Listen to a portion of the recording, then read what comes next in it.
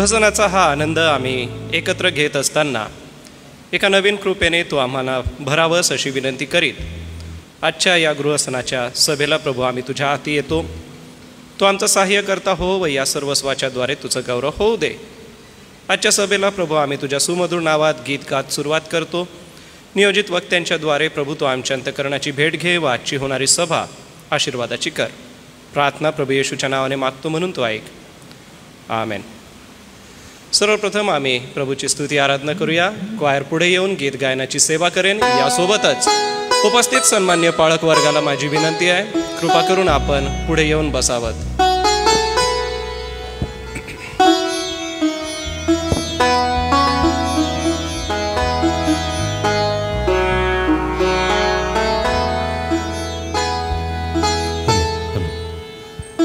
सर्वांना प्रभू येशूच्या नावात सलाम. आजच्या गृहस्थानाच्या ह्या मीटिंगमध्ये आज आपण सर्व मिळून प्रभूची स्तुती करणार आहोत. गीत नंबर 216 विजय संगीत गीत नंबर 216 यावेळेस आपण काढणार आहोत.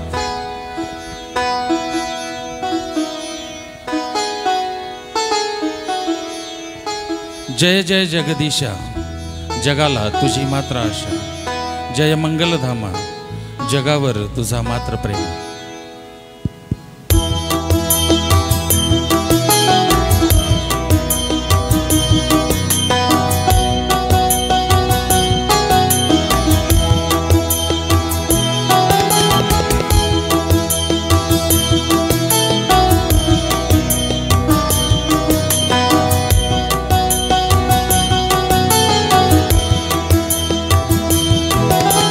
जय जय जगदीश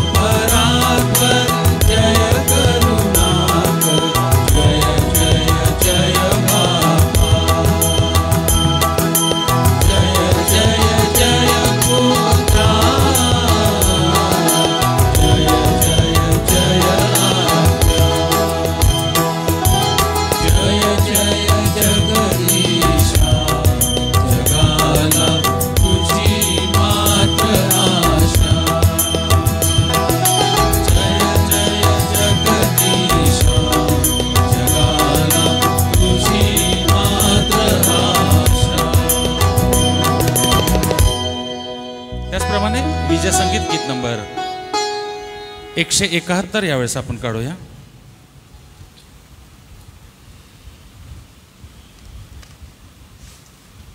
बंधूंचे मिळणे, मधुर हे बंधूंचे मिळणे, जरी देव पाहिजे इथेच तरी तो भक्ता सापडणे.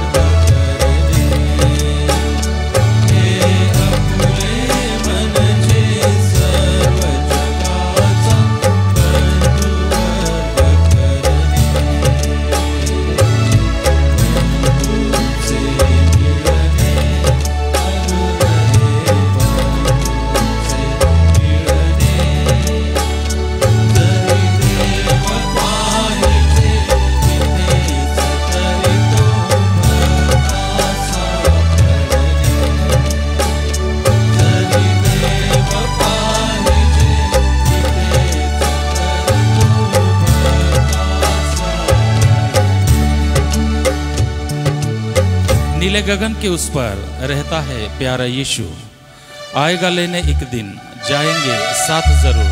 टाळ्यांच्या गजरात आपण प्रभूची स्तुती करणार आहोत।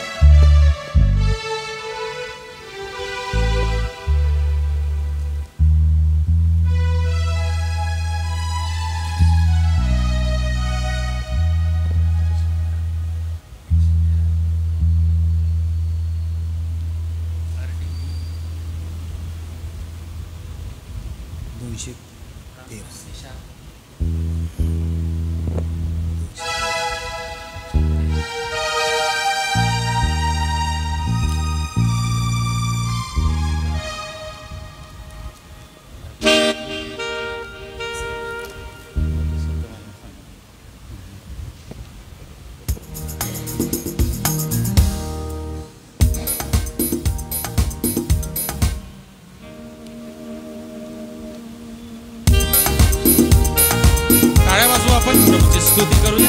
नीले गगन के उस पर रहता है प्यारा यीशु, आएगा लेने एक दिन, जाएंगे साथ जरूर।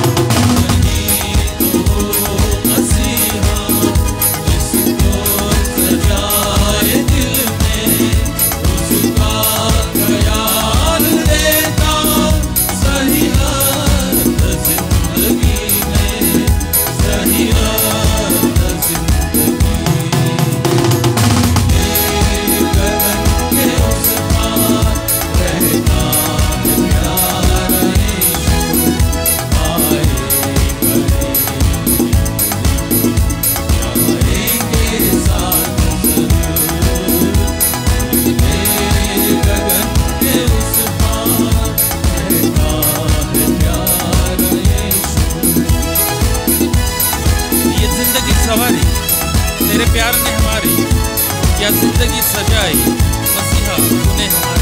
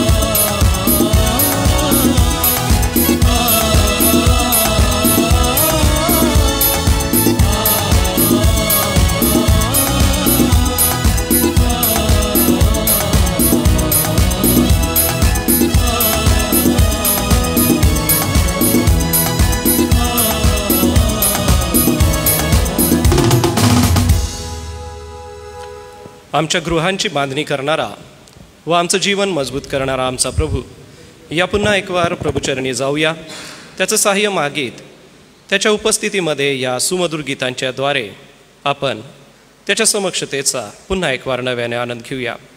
हे आमच्या दयाळू पित्या, आम्ही आभार मानतो कारण की या निळ्या गगनाच्या उंच तुझं सिंहासन आहे.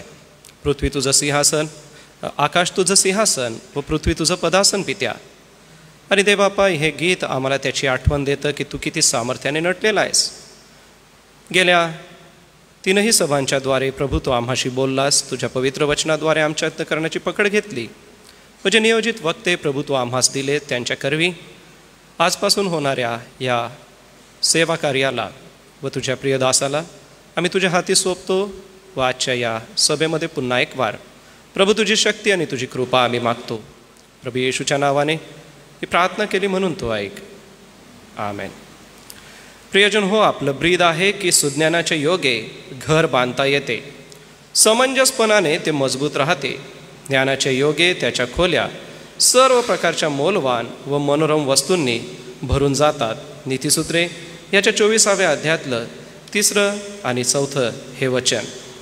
प्रियजन हो, जे सन्माननीय वक्ते आपल्याला लाभलेले आहेत त्यांचं नाव बिशप सतीश पटेल, हे सोनगड पाखरी येथून आम्हामध्ये उपस्थित आहे. सोबतच त्यांच्या सौ देखील उपस्थित आहे.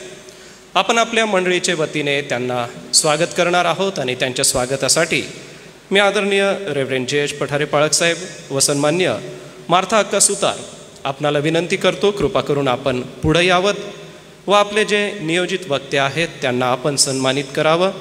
सन्माननीय बिशप सतीश पटेल यांच्या सौ देखील आपल्यामध्ये उपस्थित आहे. ऐसे चर्च नंदुरबार की ओर से आदरणीय बिशप सतीश पटेल और मिसेस पटेल, आपका हम ऐसे चर्च नंदुरबार की ओर से स्वागत करते हैं. प्रभु के वचन की सेवकाई के लिए आप हमें उपस्थित हैं. कलीसिया के ओर से हम आपका स्वागत करते हैं. प्लीज़ कृपया आप आगे आइए. त्यांचं स्वागत होत असताना, त्यांचा सत्कार होत असताना आपण टाळ्या वाजवूया आणि त्यांना सन्मानित करूया. मैं सम्मानीय बिशप सतीश पटेल जी से विनती करूंगा, कृपया आप आगे आइए. सोबतच रेव्हरेंड जे.एच. पठारे पाळक साहेब हे त्यांना सन्मानित करतील.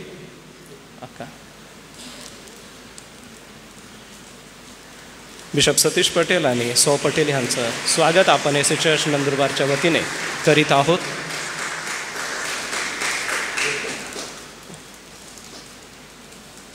धन्यवाद. मी मान्यवरांचं मनपूर्वक आभार मानतो.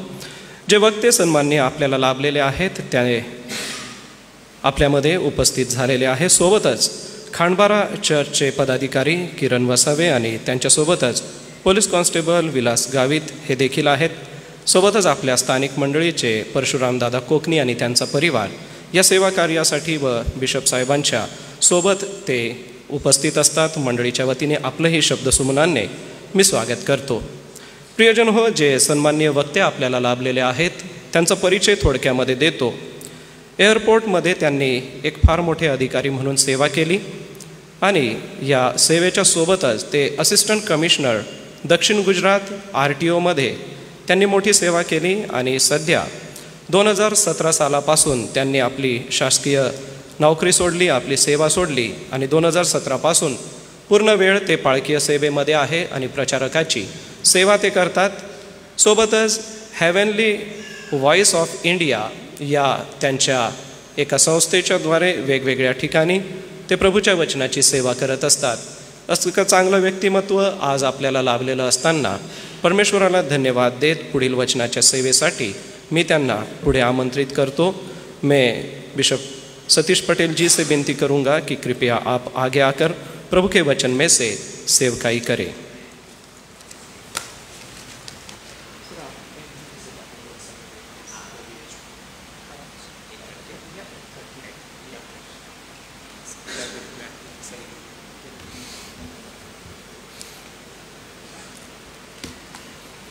आज के समय के लिए परमेश्वर का हम धन्यवाद देते हैं कि परमेश्वर ने बहुतायत अनुग्रह के कारण आज फिर से परमेश्वर के चुने हुए लोगों के बीच में आने का मौका दिया.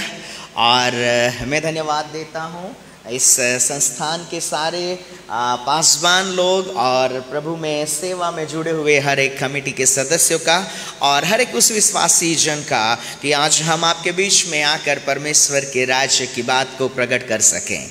और परमेश्वर भला है और हर समय वो हमारे व्यक्तिगत जीवन के लिए जो कुछ भी उसने ठहराया है, जो उसने नियुक्त किया है, वो हमारे व्यक्तिगत जीवन में हमेशा के लिए उसके हृदय में जो पाया जाता है. परमेश्वर जिस बात को हमारे जीवन के लिए ठहराया है, परमेश्वर ने जिन बातों को हमारे व्यक्तिगत जीवन के लिए नियुक्त किया है, उसके हृदय में जो पाया जाता है उसे वो मनुष्य तक पहुंचाने के लिए हर एक समय और हर एक घड़ी वो अपने व्यक्तिगत कार्यों को प्रकट करता है. और उसी भाग में आज हम इस स्थान पर इकट्ठा हुए हैं और मैं विश्वास करता हूँ कि हम आए नहीं, परमेश्वर हमें यहाँ लाया है क्योंकि हम परमेश्वर की इच्छा के अनुसार इस स्थान पर पाए जाते हैं. और जब परमेश्वर अपने व्यक्तिगत जीवन को हमारे जीवन के साथ में बांटना चाहता है, तब आज हम आपके बीच में उस वचन के आधार से, जिस वचन की आधारशिला बनाकर इन सभाओं का आयोजन किया गया है, और उस वचन को हम आपके बीच में फिर से पढ़ना चाहेंगे क्योंकि उसी को आधार बनाकर परमेश्वर अपने हृदय में हमारे लिए क्या रखता है, परमेश्वर की इच्छा हमारे जीवन के लिए क्या है, हम उस सत्य तक पहुंचने का प्रयास करें. हम वचन को खोलें, नीति वचन उसका 24 अध्याय, जिस वचन को आपने पढ़ा है पर हम फिर से उसी वचन को पढ़ेंगे. नीति वचन उसका 24 अध्याय और उसका 3 वचन और 4 वचन को हम पढ़ेंगे, जिससे कि हम उस स्थान तक पहुंचने का प्रयास करें जहां परमेश्वर की आत्मा की अगुवाई में हम उस स्थान तक पहुंच सके. वचन में ऐसा लिखा है, घर बुद्धि से बनता है और समझ के द्वारा स्थिर होता है, ज्ञान के द्वारा कोठरियां सब प्रकार की बहुमूल्य और मनोहर वस्तुओं से भरी जाती है. वचन यहां उस बात का प्रमाण देता है और यहां शब्द है घर, और घर के बारे में यहां परमेश्वर का दास उस सत्य को प्रकट करता है और घर के व्यक्तिगत पहचान को किस रीति से उस स्थान तक पहुंचाना, क्योंकि 4 वचन का जो आखिरी हिस्सा है और वो है उसकी भरपूरी। घर बुद्धि से बनता है, उसे बनाने की शुरुआत और उसे स्थिर किया जाना और उसे भरपूर करना। इन 4 दिनों में हम उस सत्य तक पहुंचने का प्रयास करेंगे जहां पवित्र आत्मा हमें अगुवाई करें कि घर जो बनाया जाता है, घर जिसे स्थिर करना है और घर जिसे भरपूर भी करना है। कई बार हम अपने व्यक्तिगत जीवन में उस सत्य तक ना पहुंच पाने के कारण बहुतेरे जीवन जो शारीरिक रीति से हम अपने व्यक्तिगत जीवन में परमेश्वर का वचन उस बात को प्रकट करता है कि परमेश्वर का घर, परमेश्वर हमारे व्यक्तिगत जीवन में जिन बातों को प्रकट करना चाहते हैं, परमेश्वर अपनी एक अलौकिक और आत्मिक पहचान को रखते हैं। परमेश्वर का अपना एक राज्य है जो ना दिखाई देने वाला राज्य है, पर परमेश्वर जो ना दिखाई देने वाले राज्य को अपने व्यक्तिगत जीवन की पहचान रखता है, उसने ना दिखाई देने वाले राज्य को दिखाई देने वाले परिस्थितियों में या दिखाई देने वाले भाग में जब प्रकट करने की योजना को तैयार किया और वहीं से परमेश्वर ने मनुष्य का सृजन करना शुरू किया। मनुष्य जिसे हम इन समयों में, इस सृष्टि में जिसे भी हम मनुष्य के रूप में देखते हैं, मनुष्य और कुछ नहीं पर परमेश्वर का जो राज्य है, जो असीमित था, जो ना दिखाई देने वाला था, जिसे ना कोई देख सकता ना कोई उसे जान सकता, ऐसे असीमित परमेश्वर न दिखाई देने वाले राज्य को अपनी महिमा से भरपूर किए हुए थे और उस असीमित परमेश्वर जो महिमा के भाग में थे, उन्हें मनुष्य के द्वारा न दिखाई देने वाले राज्य को एक मनुष्य के आधार से आज दिखाई देने वाले संसार तक परमेश्वर ने प्रकट किया। हम जिसे मनुष्य कहते हैं और जिस मनुष्य के रूप में जहां हम पाए जाते हैं, सो परमेश्वर का वचन वो कहता है घर बुद्धि से बनता है। परमेश्वर ने न दिखाई देने वाले संसार को दृश्यमान संसार में परिवर्तित करने के लिए जिस योजना को तैयार किया और वहीं से परमेश्वर ने मनुष्य की रचना को अपनी स्वरूपता और समानता में बनाने के लिए अपने मन में उस योजना को तैयार किया। हम धन्य हैं जब आप अपने व्यक्तिगत जीवन में मनुष्य के रूप में अपने आप को पाते हैं। आपको इस सत्य को जानना होगा कि मनुष्य परमेश्वर की वो योजना है जो असीमित परमेश्वर, जो ना दिखाई देने वाले संसार को अपने अधिकार में प्रकट करने वाला परमेश्वर, जो महिमा में रहने वाला परमेश्वर अपने आप को एक दिखाई देने वाले संसार में जब प्रकट करना चाहा तो उसने मनुष्य को अपनी रचना के रूप में तैयार किया।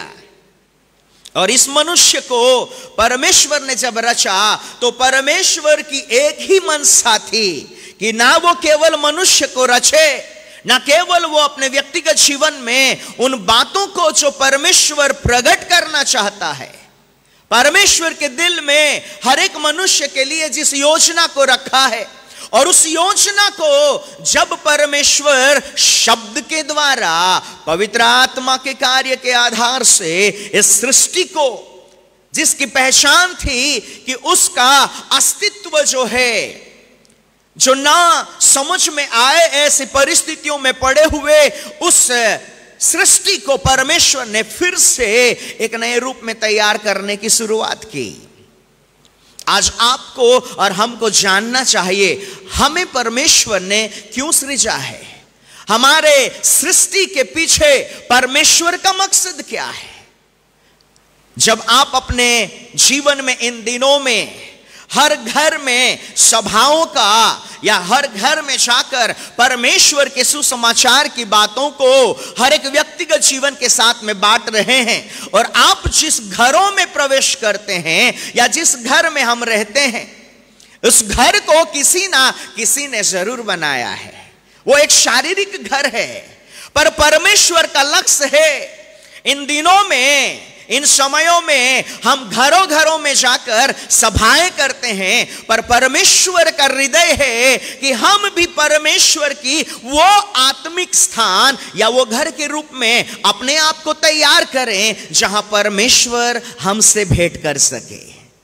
और उसका सबसे पहला स्थान है जिसे हम अपने व्यक्तिगत जीवन में जानते हैं, जहां पर हम उपस्थित हैं। यीशु मसीह ने अपनी सेवा के दौरान उस सत्य को कहा। जब यीशु मसीह संसार में था, उसने सेवा को किया और सेवा के दौरान उसने उस सच्चाई को प्रकट किया। और जब वो परमेश्वर के घर में जब वो पहुंचा, जब वो उस मंदिर के अंदर दाखिल हुआ, तब उसने अपने व्यक्तिगत जीवन में एक सत्य को कहा, मेरे पिता का घर प्रार्थना का घर कहलाएगा। मेरे पिता का घर प्रार्थना का घर कहलाएगा। परमेश्वर के पुत्र यीशु ने कहा पिता का घर, और पिता के घर की पहचान है वहां प्रार्थना परमेश्वर की इच्छा के अनुसार। आज हमारे लिए प्रार्थना क्या है? आज हमारे लिए प्रेयर क्या है? हम किसे प्रेयर कहते हैं? आज हमारी दृष्टि में जिस स्थान को हम परमेश्वर का भवन कहते हैं, क्या वहां परमेश्वर की इच्छा के अनुसार हर एक बातें पाई जाती है? यीशु मसीह के जीवन का मकसद ये था। यीशु मसीह की सेवा को उसने अपने व्यक्तिगत जीवन में जिस सेवा को किया, यीशु मसीह का जन्म जो आने वाले दिनों में हम सब मिलकर सेलिब्रेट करेंगे।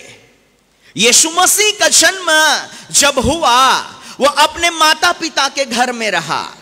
आज पहला दिन है, हम उस बातों को एक नींव के रूप में समझने का प्रयास करें, जिससे कि आने वाले दिनों में हम उस गहराई तक पहुंचे हैं। परमेश्वर हमारे व्यक्तिगत जीवन के लिए जिस स्थान को ठहराया है, यीशु मसीह का जन्म, उसके व्यक्तिगत जीवन की पहचान परमेश्वर की इच्छा के अनुसार कई लंबे समय से परमेश्वर अपनी आत्मा के उभारे जाने से भविष्यवक्ताओं के मन में पुत्र के जन्म की बातों को एक भविष्यवाणी के रूप में रखा करता था। और परमेश्वर के भविष्यवक्ताओं ने यीशु मसीह के जन्म के बारे में भविष्यवाणियों को प्रकट किया।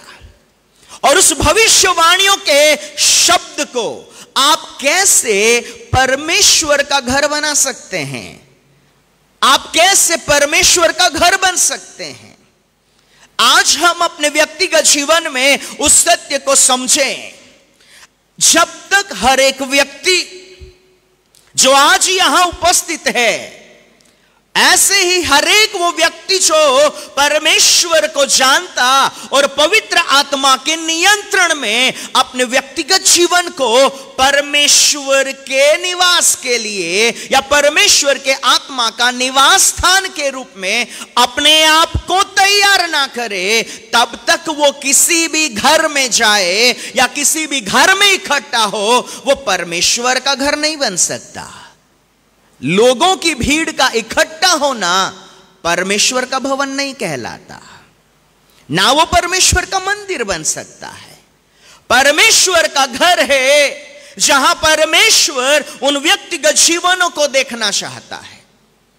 यीशु मसीह उस सत्य को अपनी सेवा के समय में उसने प्रकट किया। यीशु मसीह का जन्म जब हुआ, पवित्र आत्मा की अगुवाई से उस सच्चाई को जब प्रकट किया गया इस संसार में, और पवित्र आत्मा के कार्य के आधार से पिता की योजना को पवित्र आत्मा के कार्य के आधार से यीशु मसीह के जन्म को जब प्रकट किया गया, यीशु मसीह अपने जीवन के 30 साल के समय के दौरान वो अपने माता पिता के घर में रहा। यीशु मसीह हमारे समान इस संसार में 30 साल तक अपने माता पिता के घर में रहा। उसका पहला स्थान था, उसका पहला घर, जिसे हम कह सकते हैं इस पृथ्वी पर एक रचना करने वाला, एक सृष्टिकर्ता, जिसे अपने व्यक्तिगत जीवन में मनुष्य के रूप में, जब वो मनुष्य की स्वरूपता और समानता में इस संसार में आया, तब उसका पहला घर था अपने माता पिता का घर। आज हम भी अपने व्यक्तिगत जीवन में उस सच्चाई को जाने। यीशु मसीह अपने व्यक्तिगत जीवन में माता पिता के घर में जितने समय रहा, 30 साल के समय तक बाइबिल के अभ्यास के द्वारा या बाइबिल में अभ्यास करने वाले लोगों ने उस बात का प्रमाण दिया कि 30 साल के समय तक यीशु मसीह अपने माता पिता के घर में रहा। अब उस घर में जब यीशु पाया जाता है, जो उसका पहला घर है, पर उस घर में उसने अपने व्यक्तिगत जीवन के लिए क्या किया? आज हम सब भी एक घर में निवास करते हैं, आज हमारे पास अपना घर है, पर उस घर में हमें अपने जीवन में क्या प्राप्त करना है? यीशु मसीह ने अपने जीवन में 30 साल की सेवा में क्या पाया? उसने अपने जीवन के लिए क्या इकट्ठा किया? और यीशु मसीह के जीवन का सबसे बड़ा प्रमाण है और उसके जीवन का यह सत्य है कि 30 साल तक, जब तक वो अपने माता पिता के घर में रहा, वो उनकी अधीनता में रहा।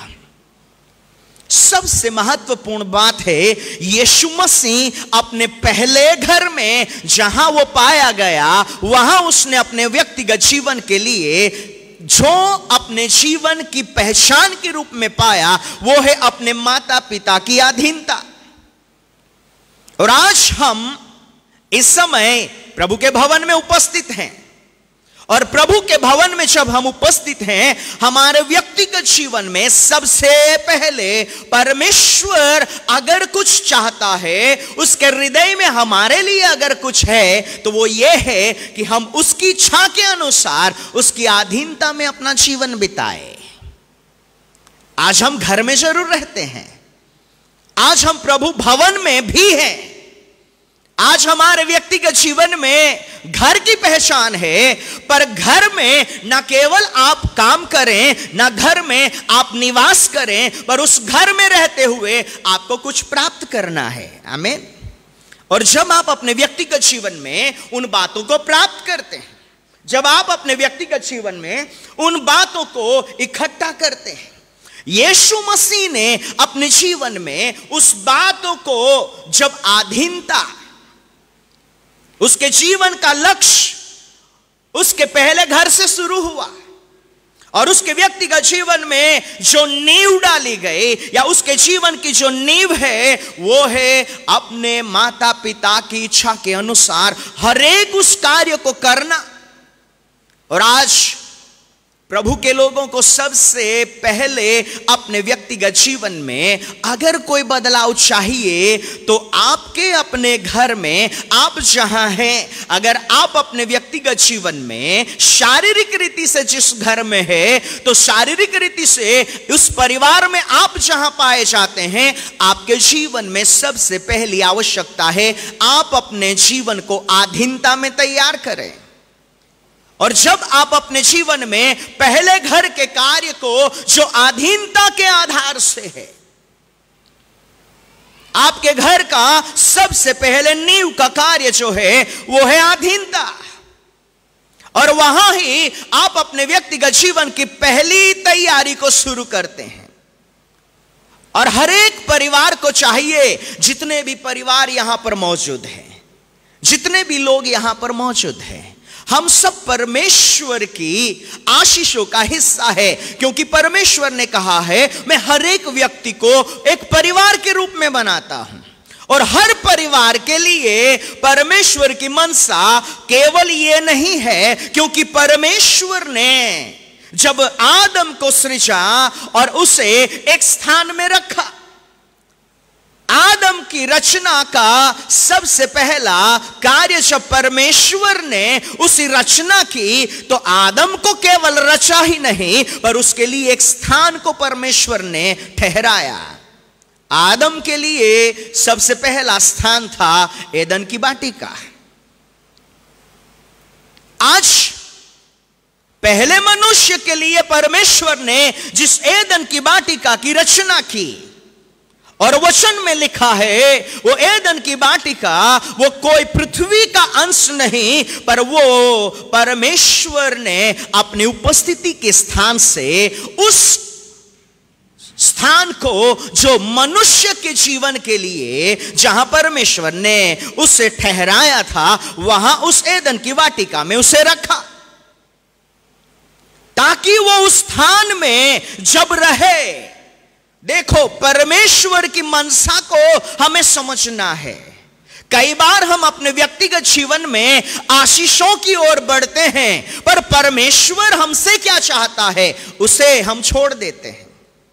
परमेश्वर ने आदम को एक सत्य के तहत उस स्थान पर रखा था, और आदम से परमेश्वर की और कोई मनसा नहीं थी। परमेश्वर आदम से अगर कुछ चाहता था तो वो केवल ये था कि हे आदम, जो मैंने तुझे कहा है तू वैसे ही करते रहे, जो मैंने तेरे जीवन के लिए ठहराया है तू उसी बात में बना रहे।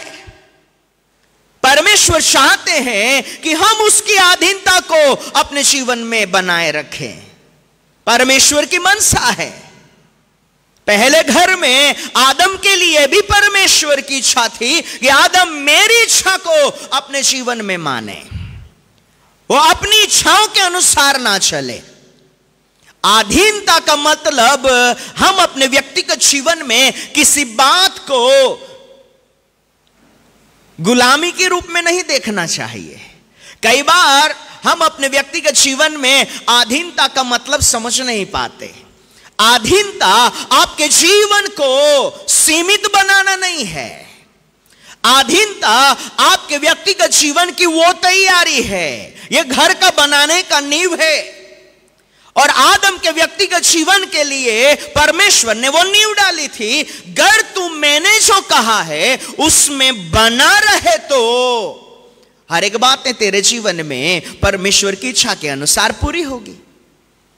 और आदम के लिए जिस सत्य को परमेश्वर ने रखा था, सो आदम का पहला घर था एदन की वाटिका, और वहां भी उसे अपने व्यक्तिगत जीवन में परमेश्वर की मनसा को जानकर वैसे ही करना था। पर आज सबसे बड़ी समस्या यह है, जो पहले आदम ने गलती की, आज हर एक व्यक्ति के जीवन में उस बात को हम पाते हैं। और उसी बात का सुधार, उसी बात को बदलने के लिए परमेश्वर का पुत्र यीशु मसीह इस संसार में आया।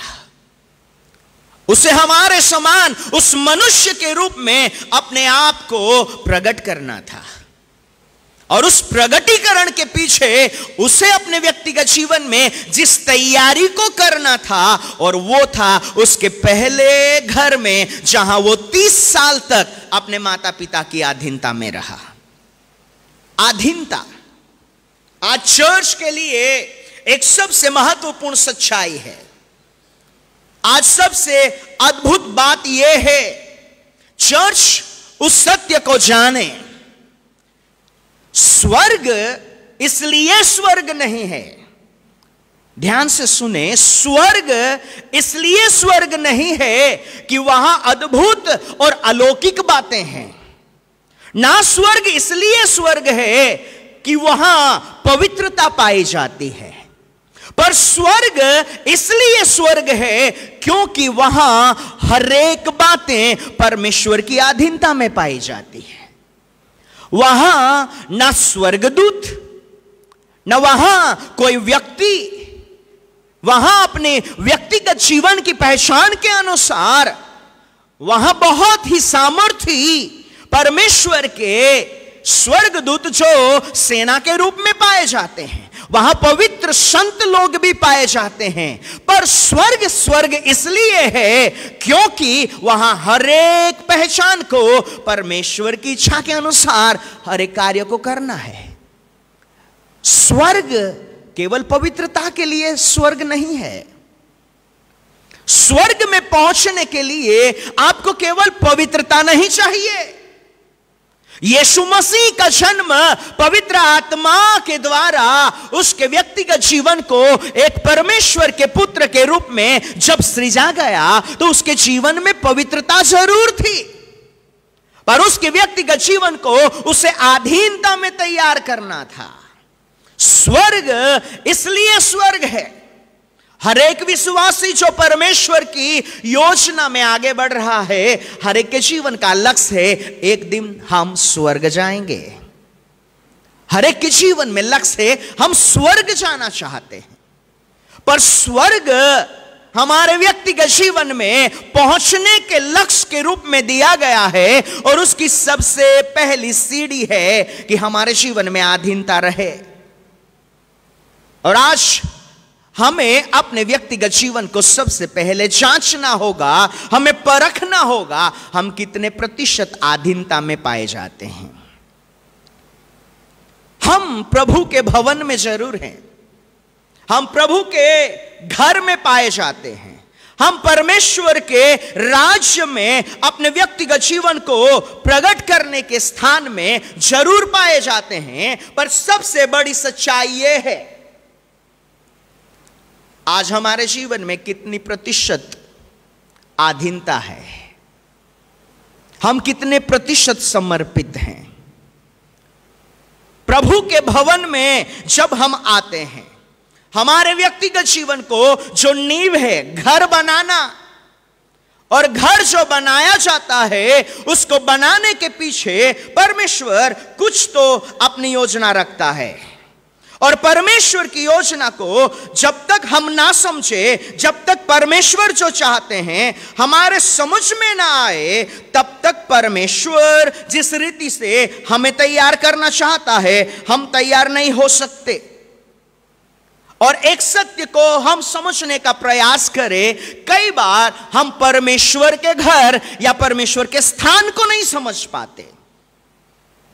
परमेश्वर ने हमारे व्यक्तिगत जीवन के लिए जिस बात को ठहराया है, जिस बात को परमेश्वर ने हमारे लिए नियुक्त किया है, एक वचन को हम पढ़ेंगे जहां परमेश्वर जब किसी व्यक्ति के जीवन में उसकी योजना के अनुसार जब उन बातों को प्रकट करने का समय आता है, परमेश्वर ने सबको चुना हुआ है। बहुत से विश्वासी ऐसा सोचते हैं कि मैंने जिस दिन यीशु को जाना, मैंने जिस दिन यीशु पर विश्वास किया, तब मैं प्रभु के पास आया। पर हम आपको सच्चाई कहना चाहते हैं, आप अपने मां के गर्भ में भी नहीं थे, या आपकी रचना भी नहीं थी, उससे पहले परमेश्वर आपको जानता है। आप प्रभु के पास नहीं आए, परमेश्वर आपको अपने पास लाया है। आपने यीशु को कैसे जाना, आपने यीशु पर कैसे विश्वास किया, आप परमेश्वर के पास कैसे आए। अगर यहां बैठे हुए लोग या हम अपने व्यक्तिगत जीवन में किसी भी परिस्थितियों में से गुजरे हों, कई लोग अपने जीवन में शारीरिक समस्याओं में से जब वो गुजरते हैं, उस समय उनके व्यक्तिगत जीवन में वो समय आता है जो परमेश्वर ने ठहराया है।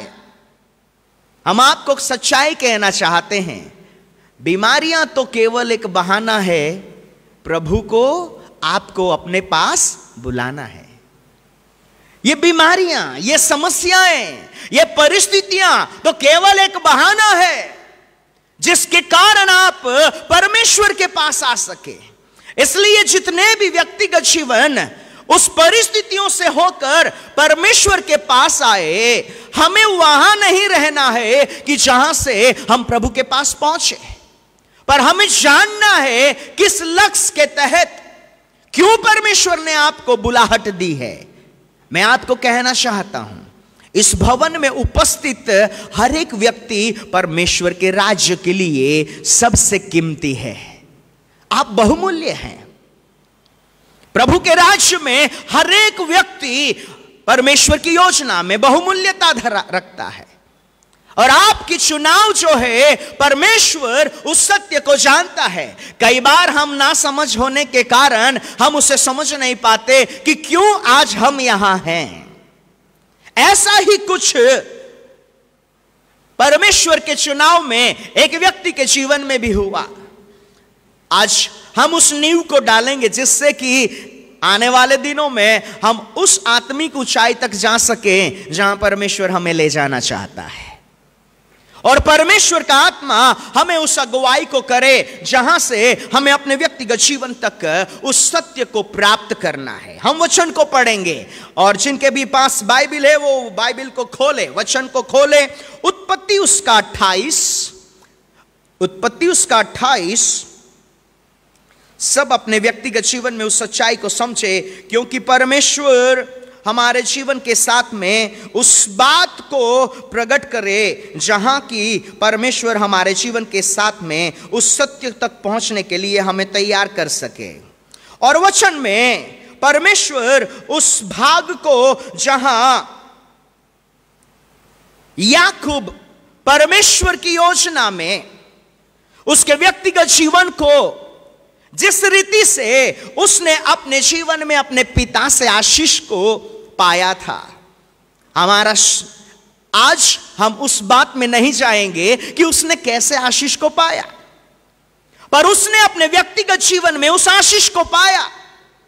और वचन में लिखा है 28 उसके 10 वचन से हम आगे बढ़ेंगे, और यहां वचन में लिखा है याकूब बेर्शेबा से निकलकर हारान की ओर चला, और उसने किसी स्थान में पहुंचकर रात वहीं बिताने का विचार किया, क्योंकि सूर्य अस्त हो गया था। इसलिए उसने उस स्थान के पत्थर में से एक पत्थर लेकर अपना तकिया बनाकर रखा और उस स्थान में सो गया। एक स्थान, आज हम उसे समझें एक स्थान। ये वो व्यक्ति है जिसने अपने पिता के घर से आशीष को पाया है। उसने किस रीति से आशीष को पाया हम जानते हैं। उसने अपने भाई के आशीष को अपने पिता से चुराया। हालांकि एक मनुष्य के रूप में शारीरिक रीति से अगर हम देखें तो वो हमें योग्य नहीं दिखाई देता कि जिस रीति से उसने आशीष को पाया था, उसने छीना था। पर वो छीने गए आशीष के बावजूद भी जब उसके पिता ने उसको परमेश्वर की योजना के अनुसार, परमेश्वर के ठहराए शब्द के अनुसार उसके पिता से मुंह से जब वो शब्द निकला, मैं आपको कहना चाहता हूं, आशीष उसके व्यक्तिगत जीवन में जब शब्द कहा गया तो उसे कोई आशीष दिखाई नहीं दिया था। याकूब को जब उसके पिता ने आशीष दिया तो आशीष उसके जीवन में दिखाई नहीं दे रहा था। आज हम आपको कहना चाहते हैं, परमेश्वर की इच्छा के अनुसार चलने वाला व्यक्ति आशीष कौन दे सकता है? आशीष का स्रोत किसके द्वारा प्रकट होता है? हर एक व्यक्ति आशीष के शब्द बोल सकता है। Everyone, anyone in the earth, हर एक वो व्यक्ति जो पृथ्वी पर पाया जाता है, हर एक व्यक्ति किसी ना किसी को आशीष का शब्द बोल सकता है। पर वो आशीष के रूप में कब बदलेगा और आशीष का शब्द कैसे काम करता है? याकूब अपने पिता के घर में अपने पिता से आशीष को पाया, और उसके पिता ने उसे जब आशीष दिया तो उसके जीवन में चमत्कार नहीं हुआ, उसके जीवन में कोई बदलाव नहीं दिखा। हर एक जन जो यहां पर उपस्थित है अपने व्यक्तिगत जीवन में उस सत्य को समझे, क्योंकि आज बहुत बड़ी मात्रा में लोग आशीष को समझ नहीं पाते। आज हम जिन बातों को आशीष समझते हैं, क्या परमेश्वर उसे आशीष कहता है? जो हमारी दृष्टि में आशीष है, क्या परमेश्वर की दृष्टि में आशीष है? याकूब को जब आशीष के शब्द कहे गए, उसके जीवन में कुछ परिवर्तन नहीं हुआ, पर जैसे ही उसने आशीष के शब्द को अपने जीवन में पाया, सबसे पहली समस्या उसके जीवन में आई कि अब उसको अपने भाई से बचने के लिए उस घर से भागना पड़ा। हमारी दृष्टि से अगर देखें तो यह आशीष नहीं हो सकती है।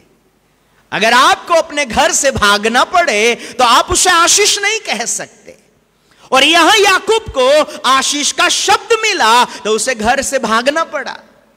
जब वो चल निकला, जब उसने अपने पिता का घर छोड़ा, याकूब को यह पता नहीं था कि आशीष का शब्द उसके व्यक्तिगत जीवन के आगे चलता है। मैं आपको सत्य कहना चाहता हूं, हर एक व्यक्ति जो यहां पर उपस्थित है, जब आपके व्यक्तिगत जीवन के लिए जो परमेश्वर की इच्छा के अनुसार, जिसका जीवन परमेश्वर की योजना में है, परमेश्वर ने जिसे ठहराया है, परमेश्वर की ओर से जो नियुक्त किया गया है, ऐसा व्यक्ति जब अपने मुंह से उस आशीष के शब्द को किसी व्यक्ति के लिए जब घोषित करता है तो परमेश्वर की योजना बनकर वो आशीष का शब्द उस व्यक्ति से आगे चलता है। आशीष पीछे नहीं चलती, आशीष आगे चलती है।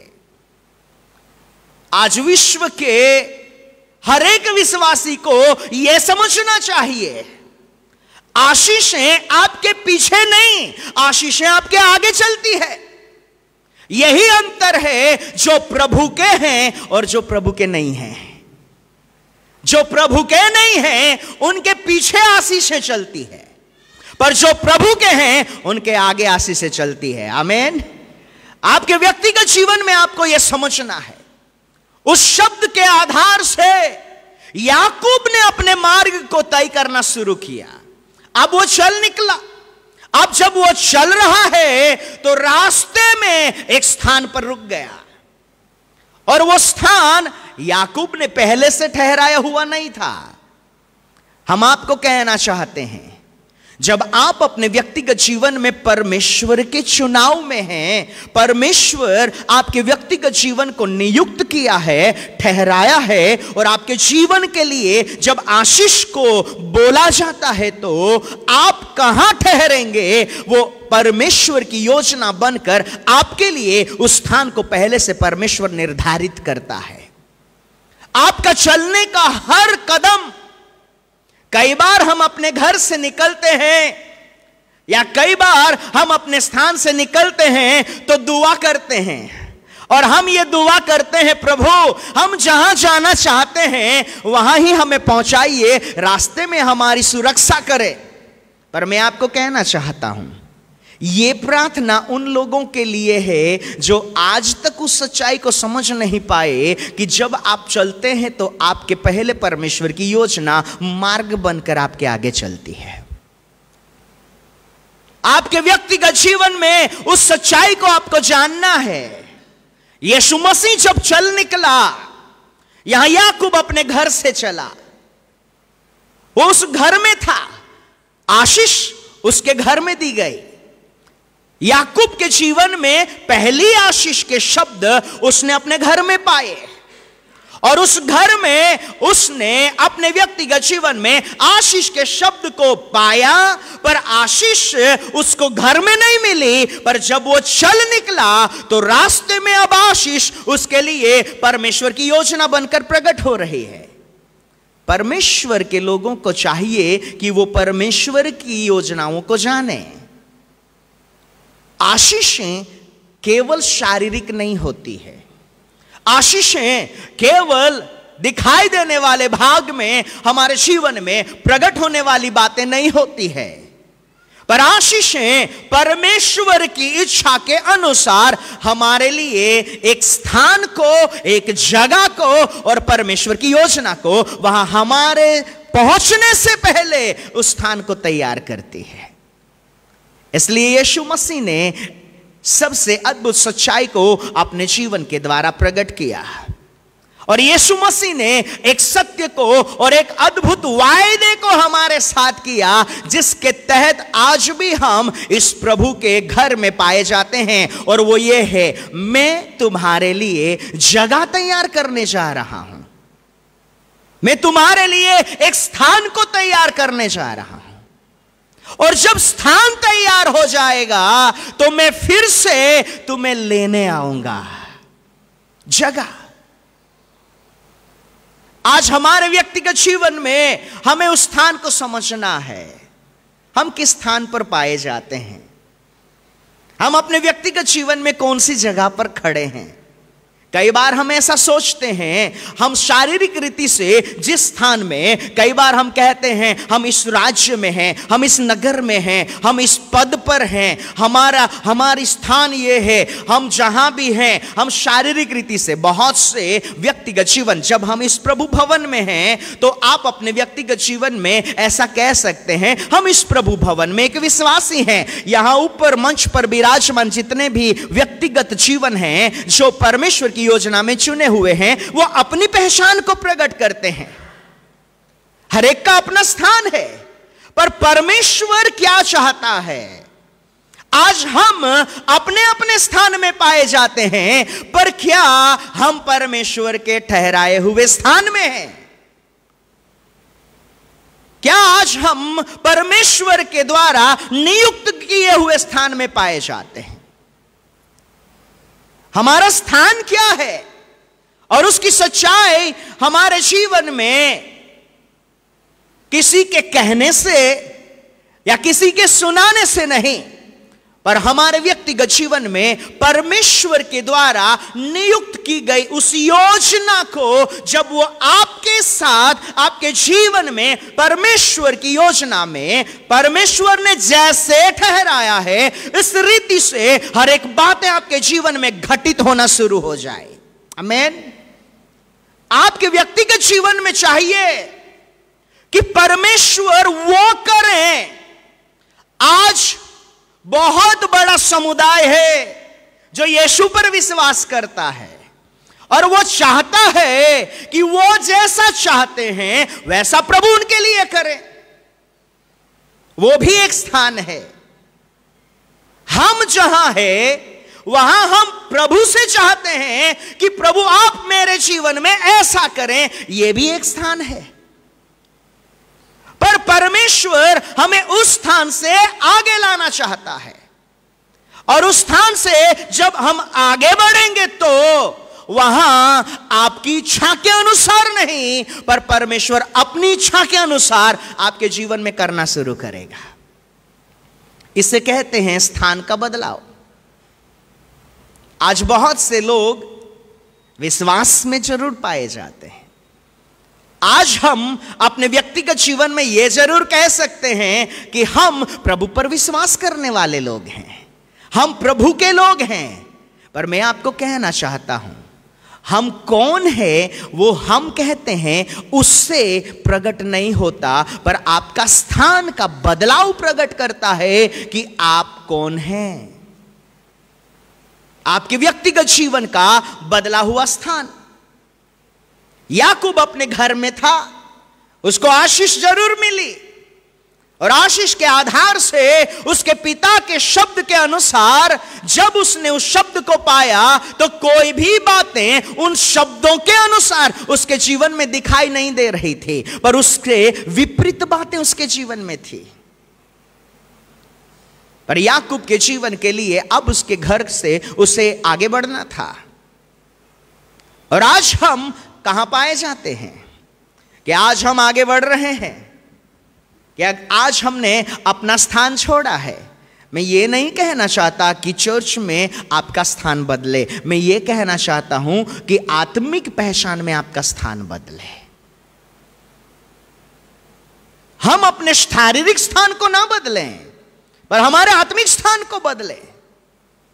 क्या हमारी पहचान में आत्मिक स्थान बदला है? आज परमेश्वर हमें किस स्थान में देख रहा है? याकूब उस स्थान से चल निकला। जब वो चला तो उसे पता नहीं था कि वो कहां रुकेगा। उसके जीवन में कोई योजना नहीं थी कि वो कहां ठहरेगा, पर उसके लिए चलना उसके जीवन का मकसद था। आज हम अपने जीवन में ठहर से गए हैं। आज प्रभु के जन ठहराव में चले गए। आज हम अपने स्थान में ठहर से गए। आज हम जैसे चल निकले वैसे हम चलने के लिए, अपने आप को चलने के लिए उस स्थान से निकाले जरूर गए, हम उस स्थान से निकले जरूर, पर क्या हम आज चलते हुए परमेश्वर को दिखाई देते हैं? इज़राइलियों ने अपने व्यक्तिगत जीवन में परमेश्वर की योजना के तहत उस स्थान से वो परमेश्वर ने उनको निकाला। वचन में लिखा है कि इज़राइली परमेश्वर के ठहराए समय तक उस मिस्र की गुलामी में पाए गए, पर जब उन्होंने पुकारा परमेश्वर ने सुना और उन्हें उस स्थान से निकालने की योजना की, वो निकल जरूर गए। मोसेस उनको निकालने वाला बना, मिस्र की गुलामी से वो जरूर निकल गए। पर आज परमेश्वर का आत्मा हमें वो समझाना चाहता है, आज परमेश्वर का आत्मा हमें वो प्रकाश देना चाहता है। इज़राइली अब जब निकल चुके थे तो वो मिस्र के गुलामी में नहीं थे, वो मिस्र की गुलामी से जरूर आजाद हो गए थे, पर एक लंबे समय तक मिस्र की गुलामी में रहने के कारण, एक लंबे समय तक मिस्र की गुलामी में रहने के कारण उनकी सोच, उनकी आदतें और उनका चाल चलन मिस्र के वातावरण के अनुसार बदल चुका था। There was a real truth। Way physically मिस्र से निकल गए, वे फिजिकली शारीरिक रीति से मूसा की अगुवाई में मिस्र से बाहर आ गए, पर उनके मन की सोच आज भी मिस्र में रहते रहते जिस गुलामी में वे पाए जाते थे, उनके मन में जो सोच, उनकी चाल चलन, उनका कार्य, उनका व्यक्तिगत स्वभाव जो था, वो मिस्र में रहने के कारण उसी रीति से बदला हुआ था। वो कहने के लिए इज़राइली थे, वो कहने के लिए परमेश्वर की प्रजा थे, पर उनकी सोच, उनके विचार, उनके कार्य, उनका चाल चलन मिस्र में रहने के कारण उसके प्रभाव में था। वे मिस्र की गुलामी से निकल गए।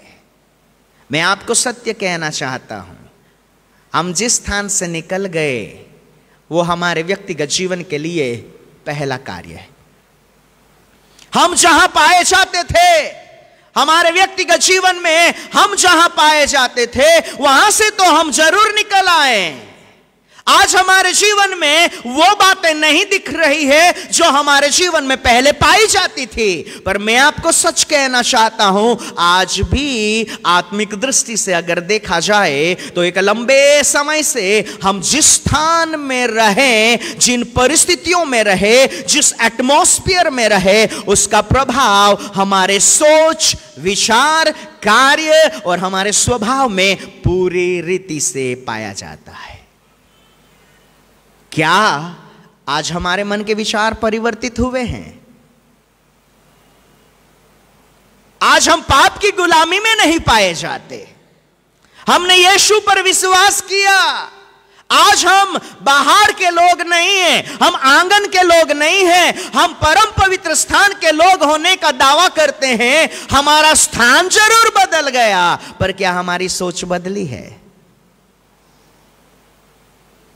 क्या हमारी सोचों में परिवर्तन है? क्या हमारे मन के विचारों में परिवर्तन है? क्या हमारे स्वभाव में परिवर्तन है? कितने प्रतिशत आप अपने स्वभाव में बदले हैं?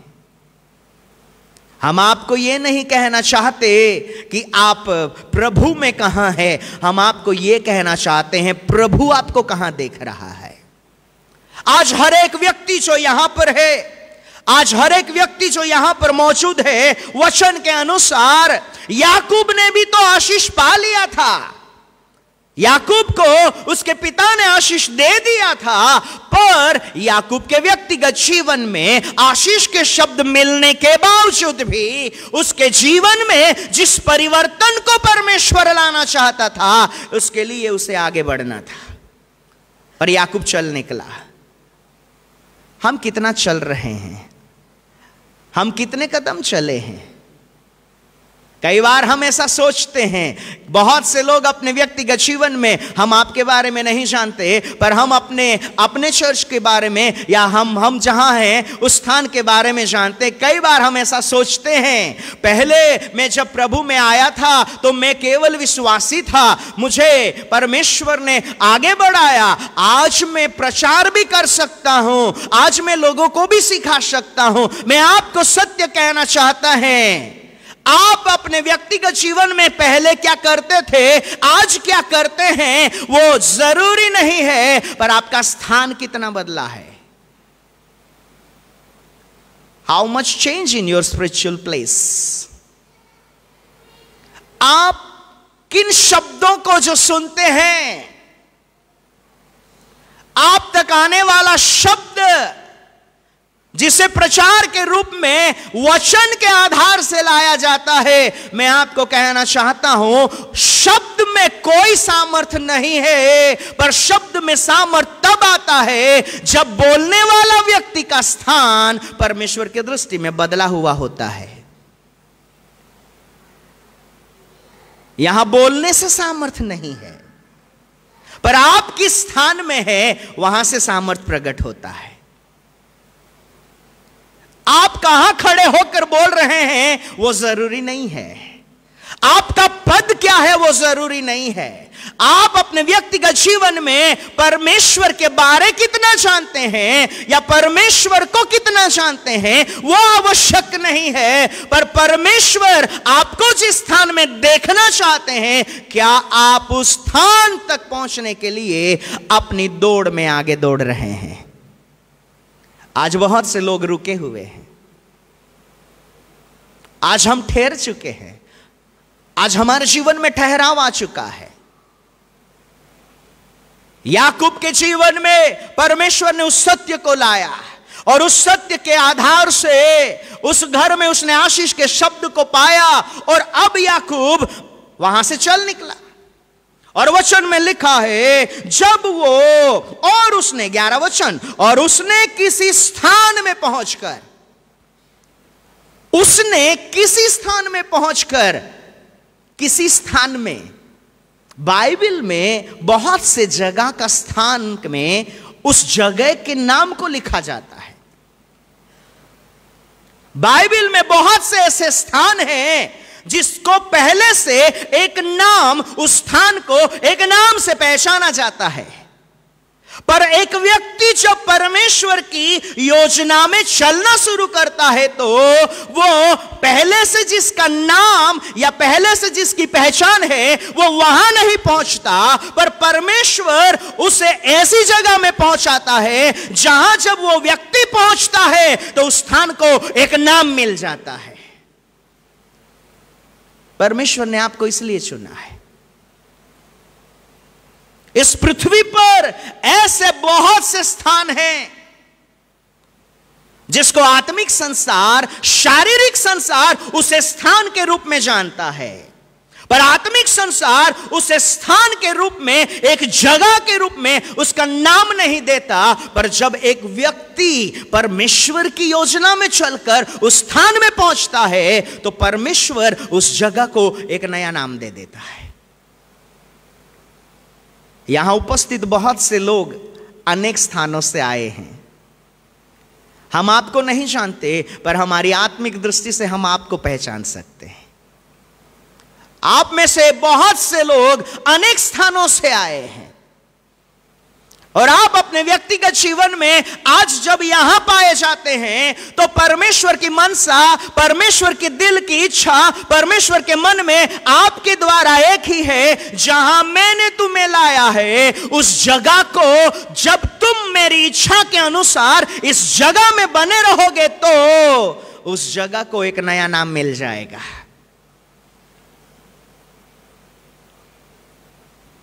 एक नया नाम। आज हमारे पास हर जगह का नाम है। यहां उपस्थित बहुत से लोग हैं जिन्होंने अपने घर को भी एक नाम दिया है। बहुत से लोग बाइबल में से नाम रखते हैं, अपने घरों का नाम बाइबल में से रखते हैं। बहुत से स्थानों में हम परमेश्वर के वचन में से उन जगहों के नाम को देखते हैं। आप में से बहुत से लोगों ने घर के नामों को बाइबल में से रखा है। कोई सियोन घर रखता है, हमको अच्छा लगता है, जो हमको पसंद है।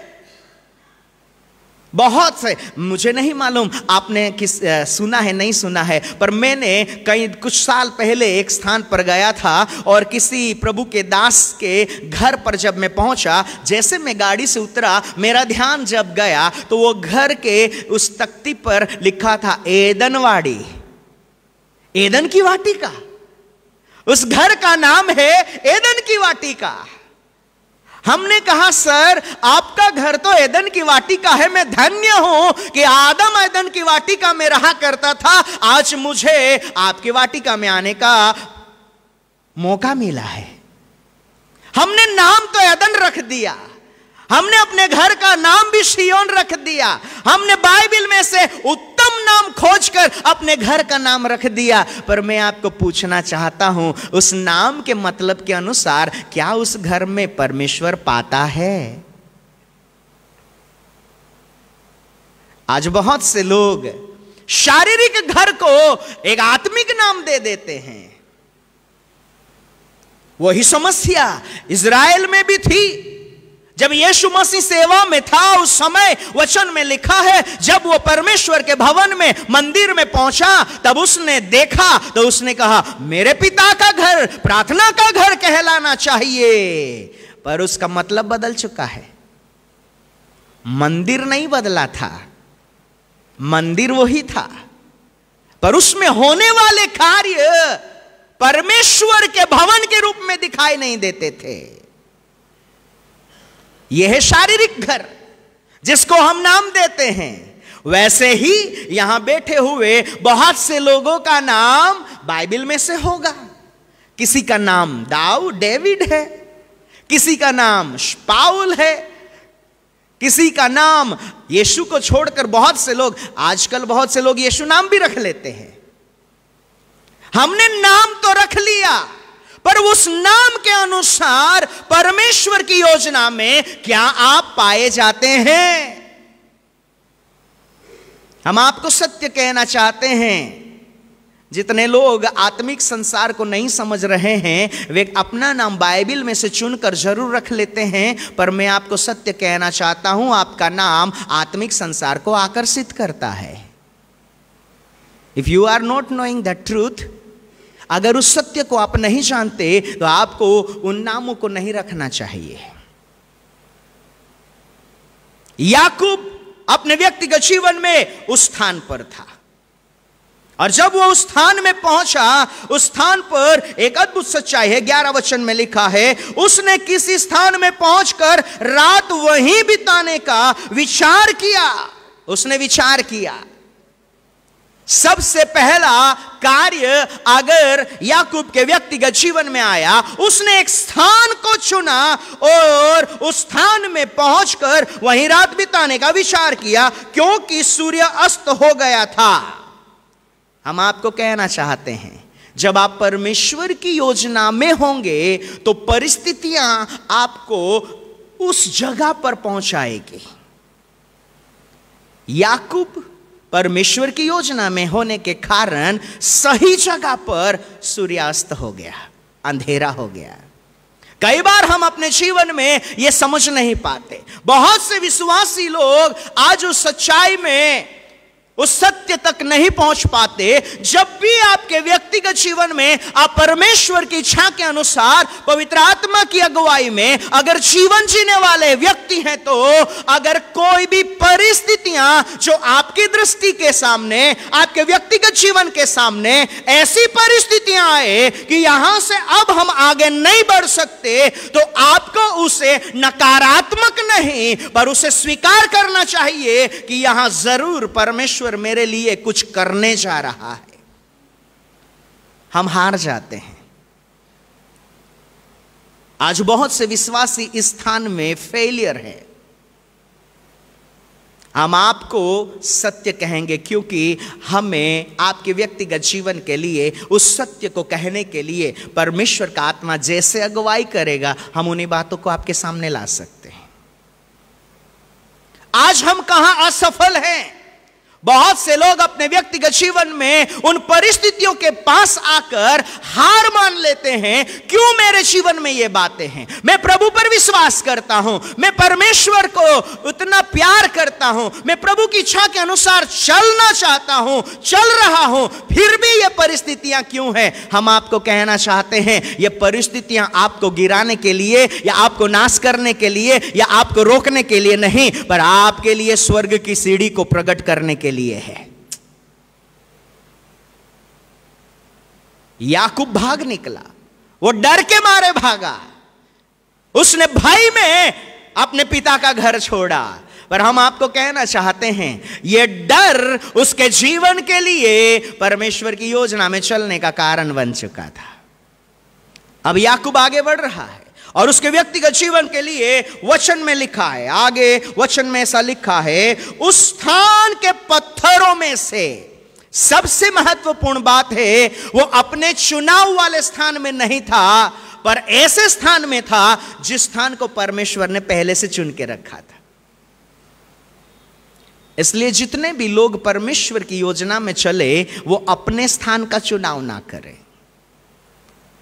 बहुत से प्रभु के लोग हमसे बात करते हैं, बहुत से प्रभु के जन हमको बात करते हैं और कहते हैं, प्रभु हमसे कह रहा है हम उस स्थान में जाएं, प्रभु हमको बता रहा है हम उस स्थान में जाके सेवा करें। हम आपको कहना चाहता हूं, हम उस सत्य को आपके सामने लाना चाहते हैं कि परमेश्वर जब आपको चुना है तो आप जिस स्थान को जानते हैं वहां नहीं ले जाता, पर परमेश्वर ने आपके लिए जिस स्थान को ठहराया है वहां वो आपको ले जाता है। सेवा करने के लिए आप अपने व्यक्तिगत जीवन में स्थान ना चुनाव करें, अपने व्यक्तिगत जीवन को परमेश्वर की अधीनता में दें। याकूब चल निकला, उस स्थान पर जब वो पहुंचा, और उस स्थान पर जब वो पहुंचा उसने सबसे अद्भुत कार्य को किया। और यहां वचन में लिखा है, पत्थरों में से एक पत्थर अपना तकिया बनाकर रखा। सबसे महत्वपूर्ण सच्चाई थी। अब यहां बाइबल में यह नहीं लिखा है कि यह पत्थर कौन सा था।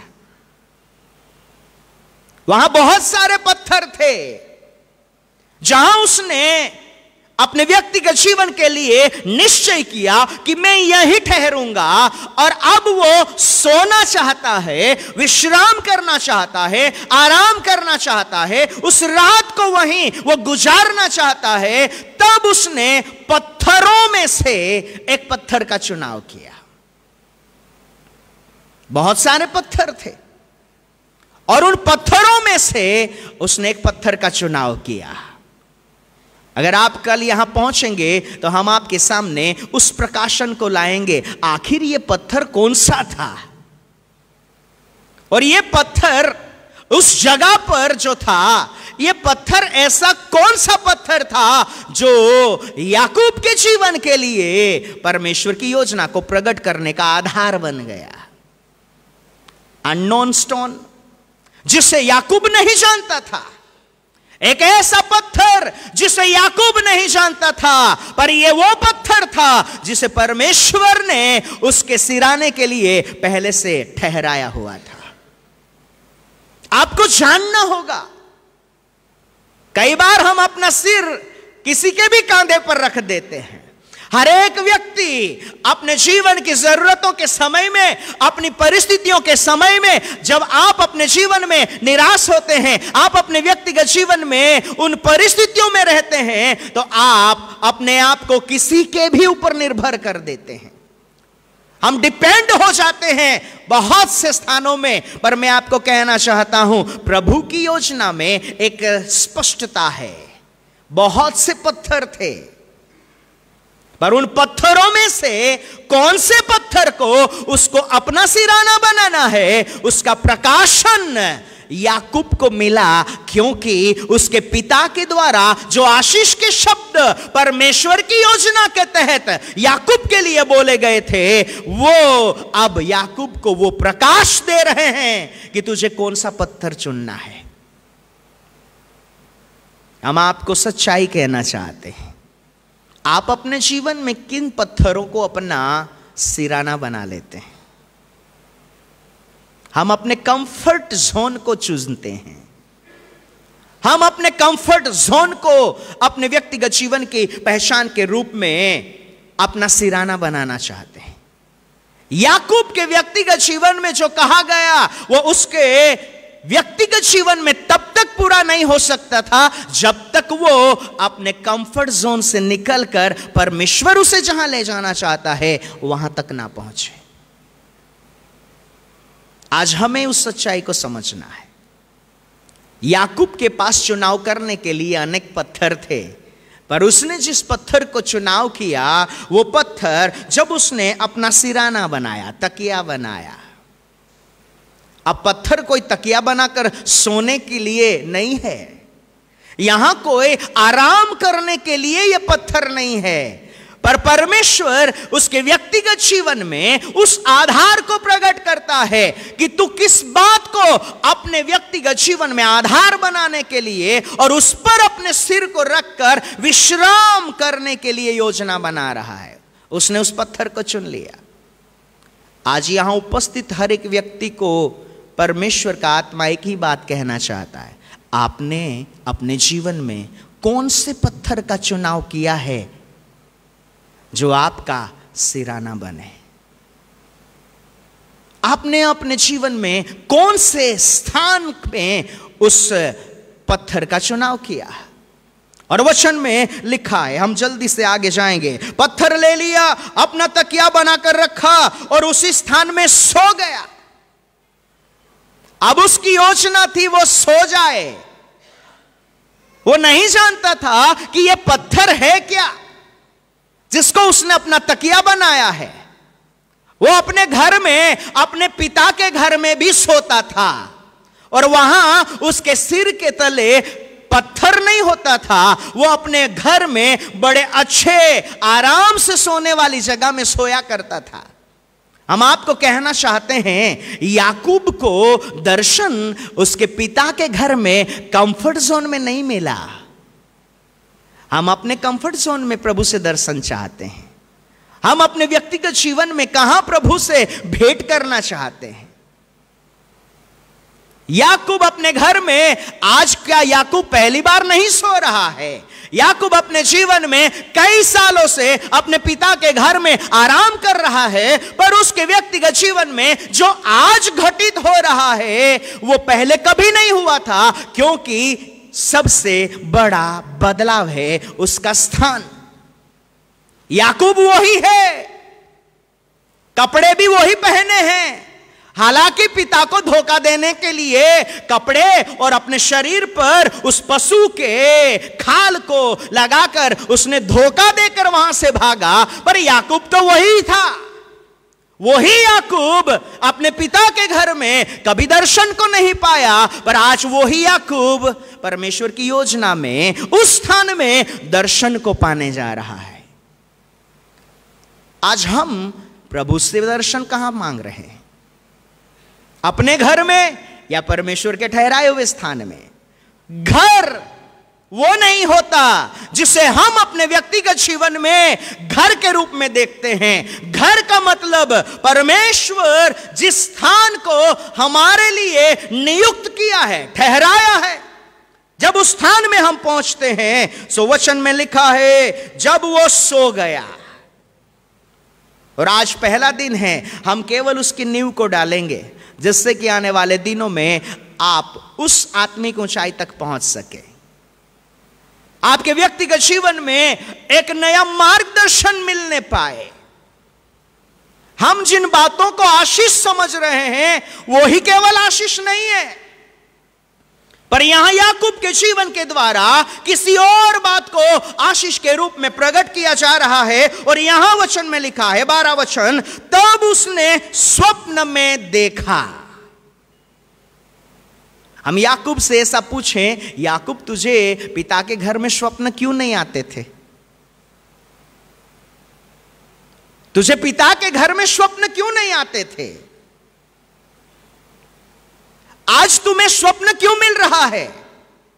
आज तो तुम डर के भाग रहे हो, पर आज उसे स्वप्न इसलिए आ रहे हैं क्योंकि पिता ने उसके व्यक्तिगत जीवन के लिए जिन शब्दों को, जो परमेश्वर की योजना थी, वो उसके लिए उसने जब कहा तो ये शब्द अब उसके लिए आत्मिक संसार को और शारीरिक संसार को दोनों मिलकर उसके व्यक्तिगत जीवन में परमेश्वर की योजना को प्रकट करना शुरू कर चुके हैं।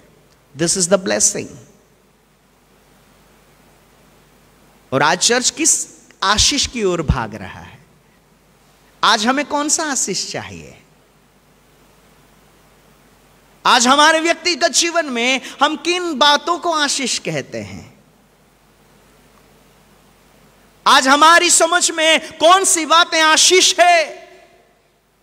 आज परमेश्वर हमारे व्यक्तिगत जीवन में किन बातों को आशीष के रूप में लाना चाहता है? याकूब जो कभी स्वप्न में परमेश्वर की बातों को ना देखा, ना जाना, ना उसके जीवन में जो अनुभव नहीं था, this is the first experience. और याकूब ने अपने व्यक्तिगत जीवन में उस बात को जब देखा, वचन में लिखा है, स्वप्न में देखा कि एक सीढ़ी पृथ्वी पर खड़ी है। सीढ़ी, ये सीढ़ी क्या है? सीढ़ी आप किसको बोलते हैं?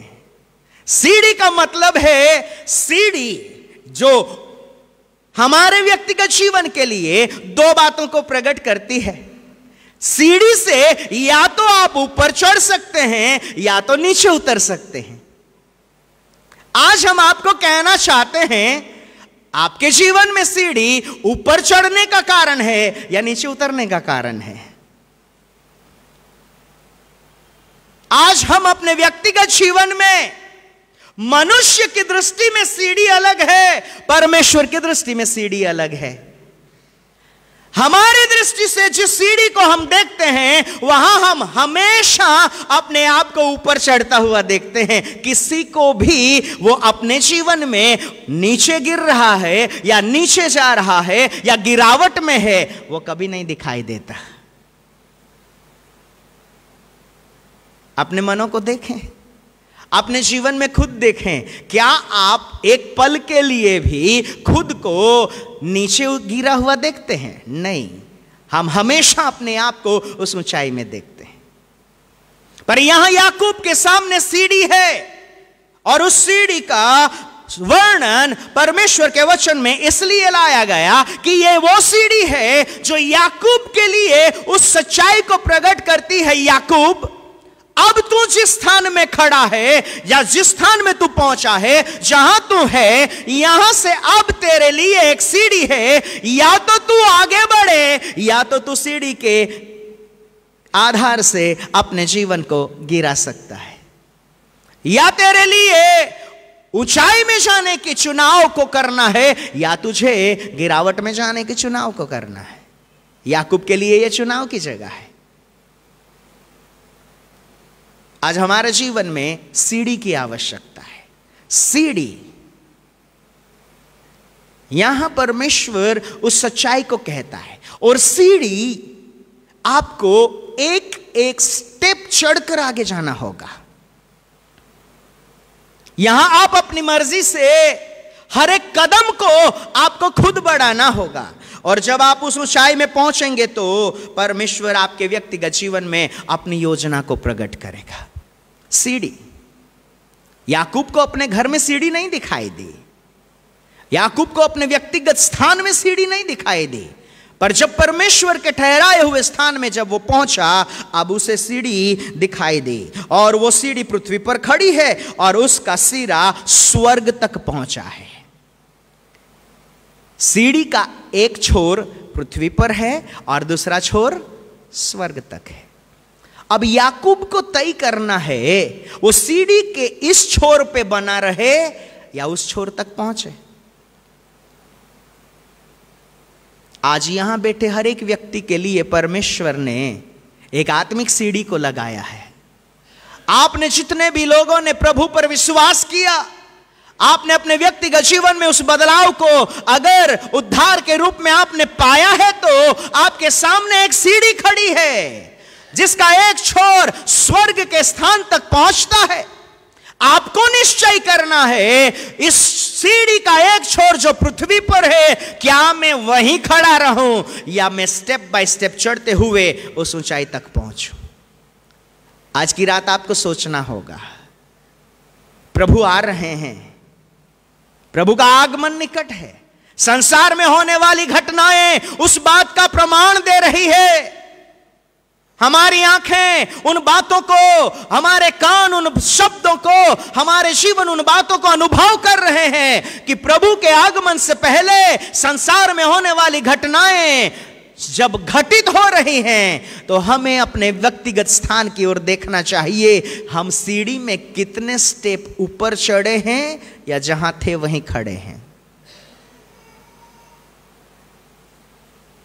आज की रात सोच के देखिए, आप चर्च में किस लाइन में बैठे हैं वो जरूरी नहीं है। आप चर्च में एक विश्वासी के रूप में हैं या प्रभु के दास के रूप में हैं, दैट्स नॉट इंपॉर्टेंट। पर सबसे उत्तम बात यह है कि प्रभु की दृष्टि में आप इस सीढ़ी में कौन से स्टेप में पाए जाते हैं, आप कहां हैं, आपको खुद देखना है। यह सीढ़ी याकूब के लिए उसको पिता को नहीं दिखाई, यह सीढ़ी याकूब के लिए उसकी माता को नहीं दिखाई, यह सीढ़ी याकूब के लिए किसी और को नहीं दिखाई, पर याकूब को जिस सीढ़ी पर चढ़ना, मतलब उस ऊंचाई तक जहां पहुंचना है, उस सीढ़ी को याकूब को ही परमेश्वर ने दिखाया।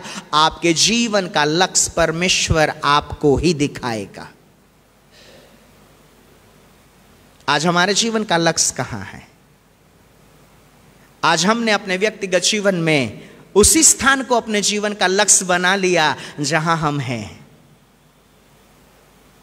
इज़राइली अपने जीवन में आजाद जरूर हो गए, वे गुलामी से जरूर निकल गए, पर उनके जीवन का लक्ष्य खो गया। अब वे कनान नहीं पहुंचना चाहते, पर वे जहां हैं, जैसे हैं, जिस रीति से उनके जीवन में परमेश्वर हर एक बातों को कर रहा है, उनके जीवन का लक्ष्य बदल गया। क्यों बदल गया?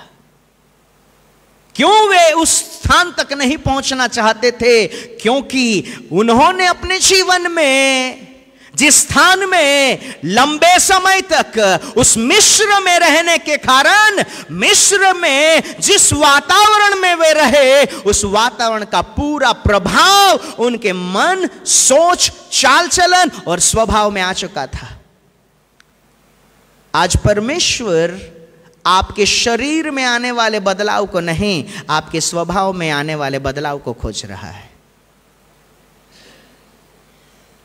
आज हमारे व्यक्तिगत परिवार में हुए बदलाव को नहीं, हमारी पारिवारिक समस्या में आए हुए बदलाव को नहीं, हमारी चारों ओर जिन परिस्थितियों में हम नाश को देखते थे उस बदलाव को नहीं, हमारे स्वभाव में, हमारी सोच में कितना परिवर्तन आया है, वो ही तय करता है आप सीढ़ी में कौन से स्थान में पाए जाते हैं। आज आपको सोचना चाहिए, आज हमको सोचना है। हम केवल सुनने वाले ना रहें। हमने बहुत सुना है, हमको बहुत सुनाया गया है, पर प्रभु अब सुने हुए वचन के अनुसार हमारे जीवन में कार्य के रूप में हमें देखना चाहता है। और वो है हमारे व्यक्तिगत जीवन में उस स्वभाव का बदलाव। परमेश्वर हमारे जीवन में उस बदलाव को लाए। याकूब को सीढ़ी दिखाया, पर याकूब ना सीढ़ी पर चढ़ा, ना सीढ़ी उसके करीब आई। ये केवल उसके जीवन के लक्ष्य को परमेश्वर ने प्रकट किया। उसने स्वर्गदूतों को चढ़ते उतरते देखा, पर एक भी स्वर्गदूत याकूब के पास नहीं आया। यह पहला घर है, यह पहला स्थान है याकूब के जीवन के लिए अपने बाप के घर से निकलने के बाद अब वो परमेश्वर के चुने हुए स्थान में जब है, तब परमेश्वर उसे सीढ़ी दिखाकर कहते हैं, याकूब ये सीढ़ी है, पर ना तू इस सीढ़ी के पास है, ना तू इस सीढ़ी पर चढ़ रहा है, ना तू सीढ़ी को चढ़ने वाला, ना उतरने वाला, ना जो सीढ़ी पर चढ़ रहे हैं और उतरने वाले हैं वो तेरे पास हैं। तू इस सीढ़ी से दूर है, तुझे चुनाव करना है। अब ये सीढ़ी पर चढ़ने उतरने वाले और ये सीढ़ी का जो छोर है, उस छोर तक अगर तू पहुंचना चाहे, निश्चय तेरे हाथ में है। आपका डिसीजन है। आज आपको निर्णय करना चाहिए। आज आपके व्यक्तिगत जीवन में उस निश्चय में आना चाहिए। आज हमारा मन का निश्चय परमेश्वर अपनी आत्मिक योजना में हमें खड़ा करेगा। हमारे सामने सीढ़ी है। आज हम सबको लक्ष्य दिख रहा है। हर एक व्यक्ति स्वर्ग में पहुंचना चाहता है, पर परमेश्वर उस सच्चाई को कहता है, स्वर्ग तक पहुंचने के लिए आपको अपने जीवन में हर एक स्टेप को खुद चढ़ने की तैयारी करना है। परमेश्वर हमें सहाय करे। प्रभु हमें सोचने के लिए उस मन को तैयार करे। परमेश्वर का आत्मा हमारे व्यक्तिगत जीवन में उस सत्य तक हमें ले आए। आज पहले दिन को परमेश्वर हमें उस बातों को सोचने के लिए, जहां हमने कभी अपने मन को नहीं लगाया, ना हमने कभी अपने व्यक्तिगत जीवन में उन बातों को सोचा, आज से हम उन बातों को सोचें। प्रभु आपके व्यक्तिगत जीवन में उन बातों को कार्य में लाने के लिए पवित्र आत्मा की सहाय मांगे। प्रभु का वचन, इन दिनों में आपने घरों घरों में जाकर प्रार्थनाएं की है। आप हर एक व्यक्तिगत जीवनों के साथ में मिले हैं, पर परमेश्वर कहता है, मैंने तेरे लिए एक घर ठहराया है, मैंने तेरे लिए भी एक स्थान ठहराया है, जहां से मैं तेरे साथ उन आत्मिक योजनाओं को भेंट कराऊंगा। आज हमारे लिए जिस स्थान को प्रभु ने ठहराया है, उसकी ओर हमें ध्यान देना है। परमेश्वर हम सबको उन बातों को करने के लिए सहायता करे।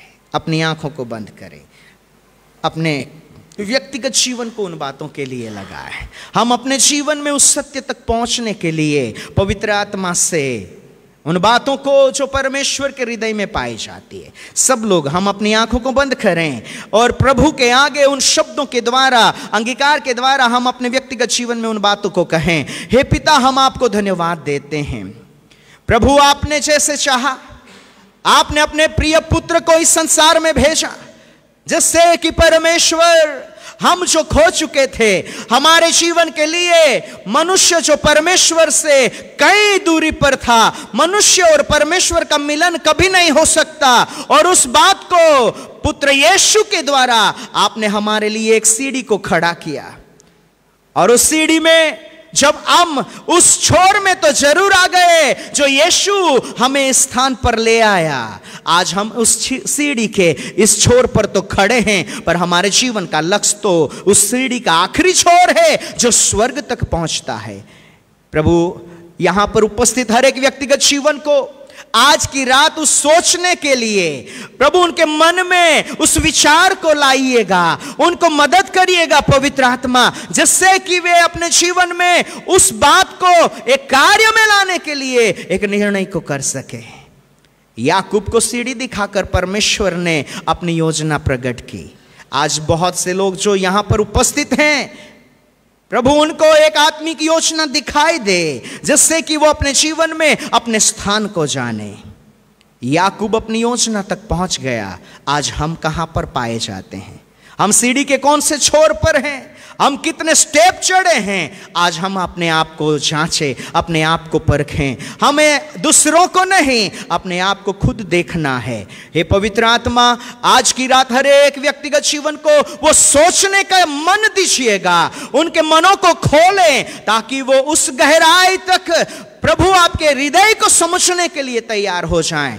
प्रभु, आज के शाम हम आपको महिमा और आदर देते हैं। फिर से हम आपको धन्यवाद देते हैं। प्रभु, हम सब मिलकर आपके हृदय को जान सके, आपके कार्य को समझ सके, सब कुछ आपकी योजना में होने पाए, सब कुछ प्रभु आपकी इच्छा के अनुसार होने पाए। सारा आदर हम आपको देते हैं, सारी महिमा हम आपको देते हैं। यीशु मसीह के नाम से मांगते हैं, आमेन आमेन। सो प्रभु आप सबको आशीष दे।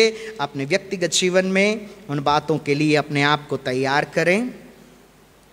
Yes sir.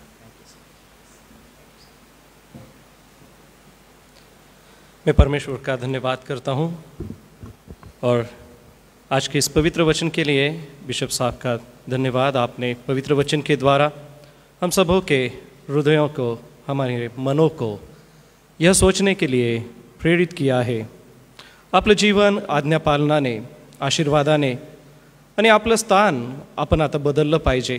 निवड करून, जीवनाचं ध्येय ठरवून, आपला स्वभाव बदलून आपण परमेश्वराच्या अधिक उपस्थितीमध्ये चाललं पाहिजे। या मौल्यवान उपदेशासाठी आणि पवित्र वचनासाठी पुन्हा एक बार मी सारा आदर, मान, महिमा आणि गौरव स्वर्गीय पित्याला देतो। आजच्या या पवित्र वचनासाठी प्रभूला धन्यवाद असो। प्रियजन हो, या वेळेला आपण वर्गणी घेणार आहोत। या वर्गणीसाठी क्वायर पुढे येऊन गीत गायन करेल व गीत गायन होत असताना आपण आणलेलं दान प्रभूच्या भांडारात अर्पण करूया।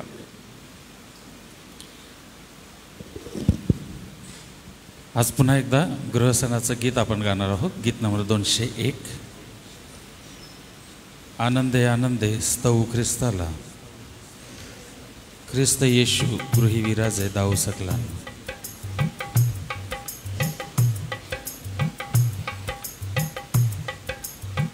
गीत नंबर 201।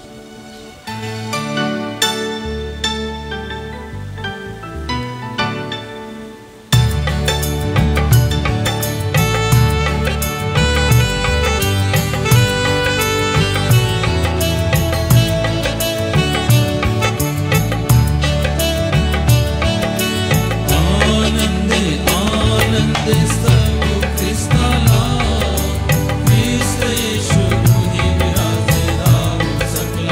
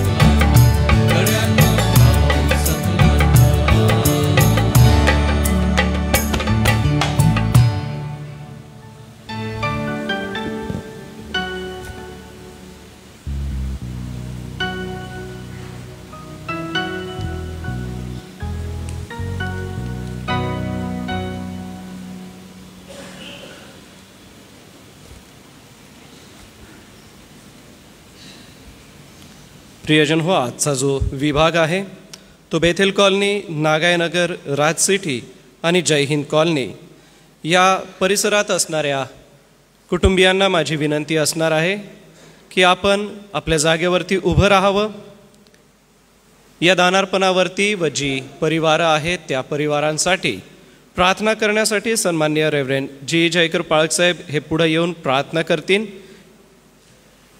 प्रियजन हो, सोबतच या विभागातून उपकारस्तुतीचं दान जे आलेलं आहे ते मी प्रभूच्या भांडारात अर्पण करतो. ते 4,570 रुपये आहे.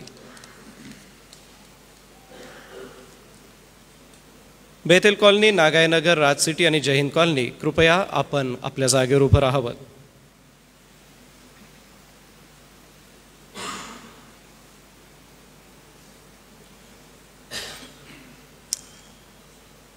आमच्या दयाळू देवबापा, आम्ही पुन्हा एकदा आजच्या रात्री तुला मान, महिमा आणि गौरव देतो आणि तुझ्या मनापासून आभार मानतो की तू आज आम्हाला ही संधी दिली की आम्ही एकत्र येऊन तुझं गुणगान करावं, तुझं वचन ऐकावं, प्रफुल्लित व्हावं, तुझी इच्छा आम्हाला कळावी. त्या इच्छेप्रमाणे आम्ही आज्ञापालन करून जो मार्ग तू आमच्यासमोर ठेवला आहे त्या प्रभू येशू ख्रिस्ताच्या मार्गात आम्ही चालावं. विशेषतः या दिवसांमध्ये गृहांना मजबूत बनवणे आणि त्यांच्या विकास व वाढीसाठी अधिक प्रार्थना करणे, प्रयत्न करणे, या मोठ्या विचाराने हा जो सण आम्ही साजरा करीत आहोत त्यामध्ये विशेषतः आजच्या सर्व परिवारांचं सहाय्य कर. बेथेल कॉलनीमध्ये, नागायनगरमध्ये, राज सिटी व जय हिंद कॉलनीमध्ये तसंच त्या परिसरात असणारे असंख्य परिवार आहेत. प्रभू त्यांना तू आशीर्वाद दे, त्यांची काळजी व्हा, त्यांची सेवा आशीर्वादित कर, त्यांच्या लेकरा बाळांचं तू कल्याण कर आणि भावी पिढी जोपासली जावी म्हणून आईबापांनी तुझ्या वचनाला ऐकून त्याप्रमाणे वागण्यासाठी कटिबद्ध व्हावं असा आशीर्वाद तू दे. विशेषतः हे जे दान आम्ही तुला दिलं आहे व त्या विभागाकडून मिळालं आहे ते पण तू स्वीकार, ते आशीर्वादित कर आणि तुझ्या गौरवासाठी याचा विनियोग व्हावा असं तू होऊ दे. आम्ही पुन्हा एकदा बिशप सतीश पटेल यांच्यासाठी तुझा धन्यवाद करतो.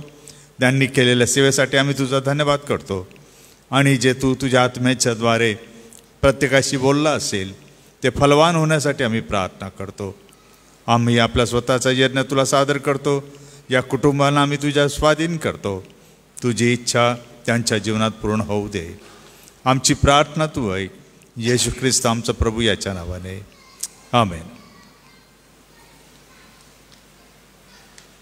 धन्यवाद. बसा आपण. सभा संपल्यानंतर या परिवारांच्या वतीने सर्वांसाठी फराळाची व्यवस्था आहे. फराळ घेतल्याशिवाय कोणी जाऊ नये.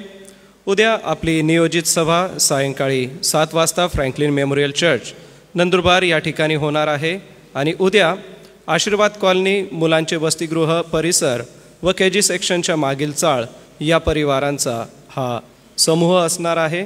तर ह्या सूचना आपणा सगळ्यांसाठी. यावेळेला मी फराळावरती प्रार्थना करतो, आलेल्या वचनासाठी आभार मानतो. त्यानंतर आपण प्रभूने शिकवलेली प्रार्थना म्हणू, आशीर्वाद घेऊ आणि या रात्री ईश्वरा गीत गाऊन आपण जाऊ. यासाठी या आपण सगळे आपल्या जागेवर उभं राहू.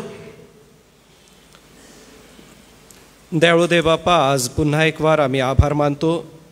बिशप सतीश पटेल यांच्यासाठी आम्ही तुझी उपकार स्तुती करतो व जे मौल्यवान वचन त्यांच्या करवी आमच्याकडे आलं आणि आता आम्ही निर्णय घ्यायला हवा की आमच्या गृहामध्ये तुझं वास्तव्य आहे परमेश्वरा व याकोबाच्या जीवनातून जे आम्ही समजून घेतलं त्यानुसार जीवन जगण्यास तुझी कृपा दे. त्यांचं आमच्याकडे येणं हे देवबापा तुझ्या पवित्र वचनानुसार व ज्या प्रार्थना मंडळीच्या होत्या त्यांना सफल करून जे उत्तर तू आम्हास दिलं त्यासाठी आभार मानतो.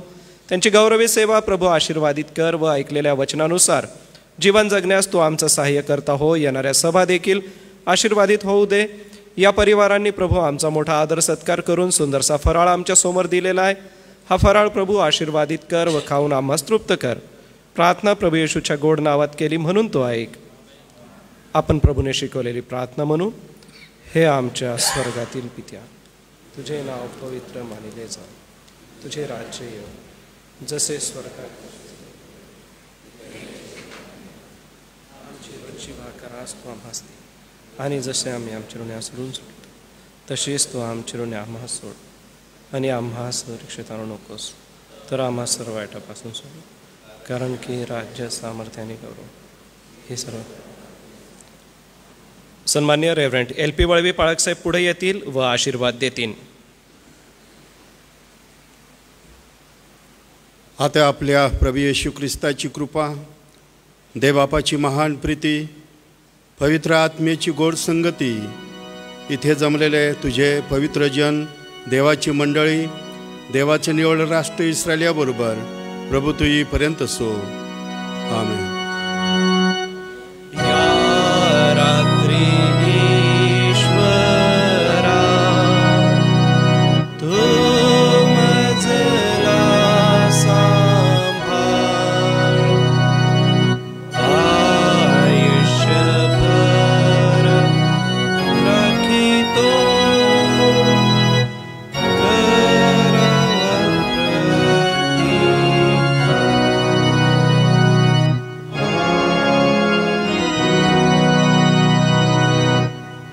सर्वांना सलाम.